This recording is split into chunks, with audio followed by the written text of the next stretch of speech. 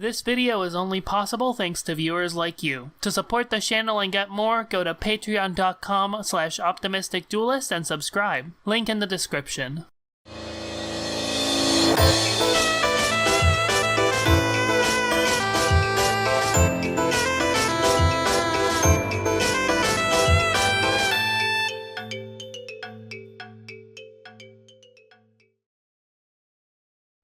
Homestuck's plot largely pivots around the fates of two recurring dolls. Lil Cow, the strange ventriloquist dummy owned by Dave's older brother, and the bunny John receives as a present for his 13th birthday. Both feature extremely complicated origins that subject our poor reading minds to a lot of confusion. They also serve as the two main threads connecting the cast of our main characters to our primary antagonist/protagonist, Caliborn. But apart from those similarities, they couldn't be more different. The dolls represent opposing themes and sources of power in the story. Let's start with the one that has the simpler time loop, the bunny. So, the bunny enters the story as a birthday present that John gets from Dave. Specifically, it's the authentic, actual tattered old bunny that Nick Cage's character gives to his estranged daughter at the end of Con Air, one of John's favorite movies, which Dave himself disdains. Dave's birthday letter has this one line where he imagines John sleeping with the bunny and nibbling on its ear and stuff, which is honestly just friggin' adorable. When John ectobiologizes the kids into existence, he takes the opportunity to use the bunny to recreate the scene from the movie, giving his bunny to baby Rose just before she's sent off on her meteor. Rose grows up knowing the bunny as a treasured heirloom, and eventually decides to patch it up as a way to practice the knitting hobby John encouraged her to take up. She also decides to give it to John on his 13th birthday. He gives this version of the bunny to baby Jade, who also takes it with her to Earth and grows up with it. And she also decides to give her bunny to John for his 13th birthday, meaning that John receives the exact same bunny from all three of his friends, all on the same day. But with Jade's bunny, there's a twist. She sends her bunny to her mysterious pen pal, with whom she works to outfit the bunny with powerful weapons and absurd gadgets, which turns out to be one of the main factors that breaks the kid's game. Jade's version of the bunny arrives on time, but gets lost when John enters Burb, and eventually makes its way to Durst and Jack Knorr. Jack Knorr then uses the bunny to murder the Black Queen and take her ring, thus letting him take over the session. The bunny only comes into John's possession after Jack manages to kill the Black King, destroy Prospect, kill Jade's dream self, and start the reckoning. But when Jack tries to kill John, the bunny steps in and saves him. It's left on Skya once John's dream self wakes up, but after he god tears, John comes into possession of the doll and names it Liv Tyler in honor of the actress, for her role as Grace in one of John's favorite movies, Deep Impact. It turns out the name foreshadows the bunny's eventual fate, since the bunny runs an errand for John and then, like the heroes of the movie, joins Rose and Dave on a suicide mission, dying after getting blown up by a bomb that makes nukes look laughably small. Rest in peace, Liv Tyler. Of course, we're not done with the bunny's journey yet. Remember Jade's pen pal? It turns out that was Jake English, the teen version of her grandfather from another universe. Jake includes a letter to John with the gift, in which he mentions that he himself was prompted to help Jade make the bunny for him by someone else. We'll later learn that this was Calliope, who pushed Jake into making the bunny, knowing it would make the story play out the way it did in the first place.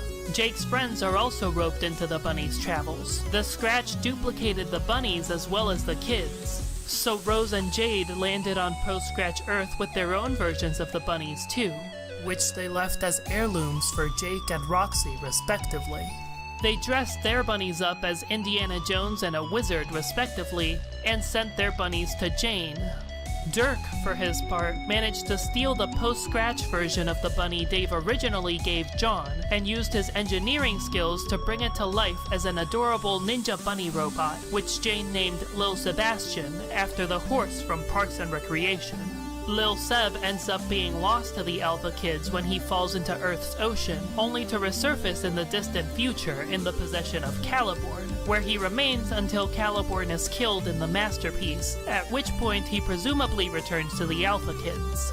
The timeline out of the way, let's get into the themes. In essence, the bunny is a symbol of friendship as a source of power. Each time the bunny loops around, it grows stronger and more connected to the rest of the cast, including in the Alpha universe where it reaches its final form as Lil Seb, said to be even more sturdy and deadly than Liv Tyler was. And I don't think it's a coincidence that Calliope, having read much of Homestuck herself, chooses to involve herself in the beta session specifically by making herself part of the reason the bunny exists.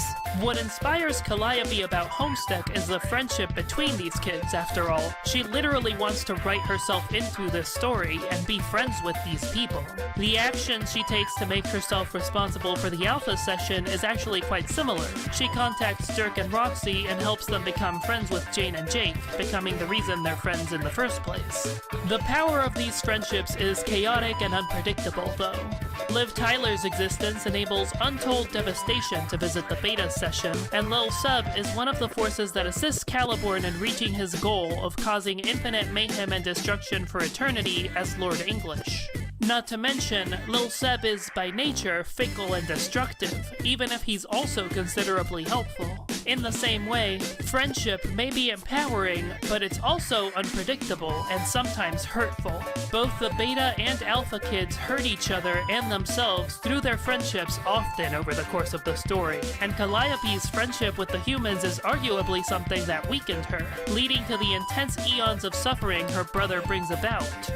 Of course, that also means that the group's collective friendships enabled them all to come into existence. Their worlds only exist because Caliborn was inspired to create them through his hatred of Calliope, who loved them and their story of friendship so dearly.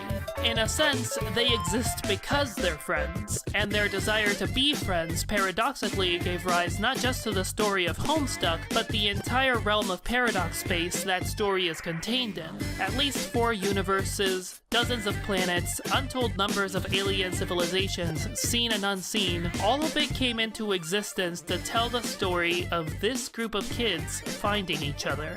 I think this is why Caliborn is symbolically counted as part of the friend group, through his connection to Lil Seb.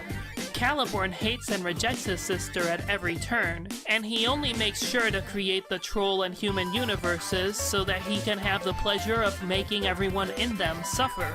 But in the process, all he really did was build the world where Calliope and these people could meet in the first place.